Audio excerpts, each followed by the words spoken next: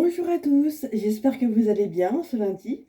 Alors, je me permets de vous faire une petite vidéo pour faire le point un peu sur les entretiens professionnels. Oui, je sais, je suis chiante avec ça, mais c'est qu'on arrive à la date butoir, le 30 septembre 2021, et je voulais savoir où vous en étiez en tant qu'employeur. Est-ce que vous avez bien préparé votre entretien? C'est-à-dire que vous avez informé tous les acteurs de l'entreprise? Pour voilà, communiquer sur l'entretien professionnel, quels sont les avantages pour le salarié, comment ça va se dérouler, qu'il ne soit pas surpris de recevoir au bout de 15 jours une convocation par voie postale en se disant mais pourquoi je suis convoqué, qu'est-ce qui se passe, qu'est-ce que j'ai fait quoi.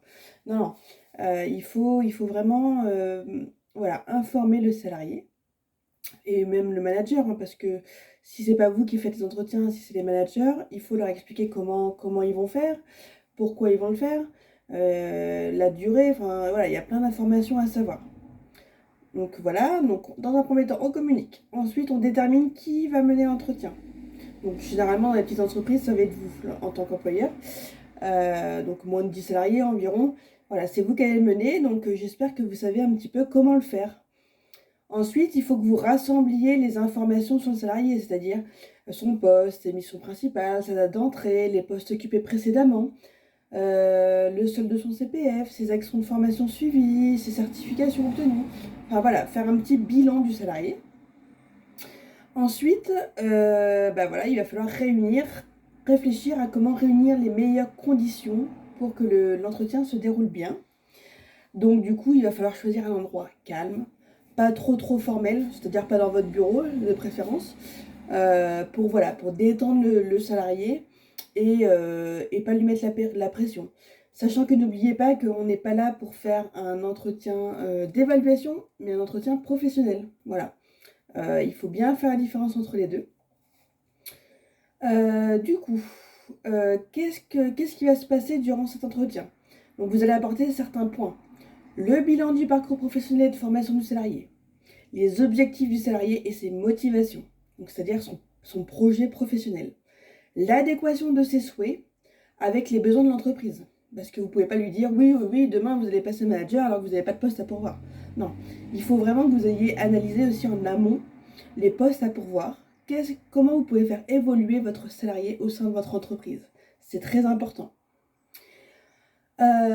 Ensuite, l'utilisation de son compte CPF. Donc, c'est-à-dire que vous allez l'informer sur comment il peut disposer de son CPF, quelle formation il peut avoir suivant son solde, l'orienter vers un CEP, un conseiller d'évolution professionnelle.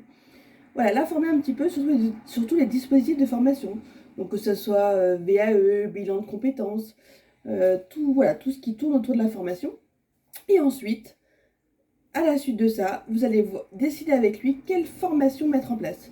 Donc ça peut être par exemple pour votre secrétaire comptable, une formation geste et posture, ergonomie au poste, pour que voilà, elle soit bien dans son poste, qu'il y ait des meilleures conditions de travail et que bah voilà, ça fasse monter en compétence cette salariée. Ça peut être aussi une formation Excel, hein, si vous pensez qu'elle ressent le besoin de faire une formation Excel parce que bah voilà, des fois elle maîtrise pas forcément cette formule, elle galère un peu quand il faut faire des sommes, enfin des choses comme ça.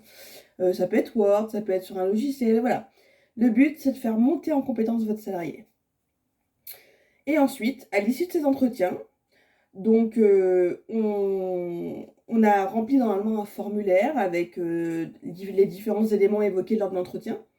Et on fait signer au salarié, on signe nous, et on distribue une copie au salarié. Et ensuite, nous, notre copie, ça va dans son dossier du personnel. Voilà, parce que c'est toujours, voilà, moi je tiens à dire le maître mot, la preuve. Donc c'est-à-dire, il faut toujours une preuve écrite de tout ce que vous faites. Donc là, en fait, d'avoir une copie dans le dossier du personnel, ça va vous permettre d'avoir une preuve écrite. Si jamais vous avez un contrôle de l'inspection du travail, de l'URSSAF, vous êtes mis au prud'homme parce que vous n'avez pas respecté l'entretien professionnel tous les 2 ans. Et donc, vous avez le risque d'abonder le compte CPF de votre salarié d'un montant de 3 000 euros. Et encore, ça c'est un des organismes que je vous ai cité qui le détecte.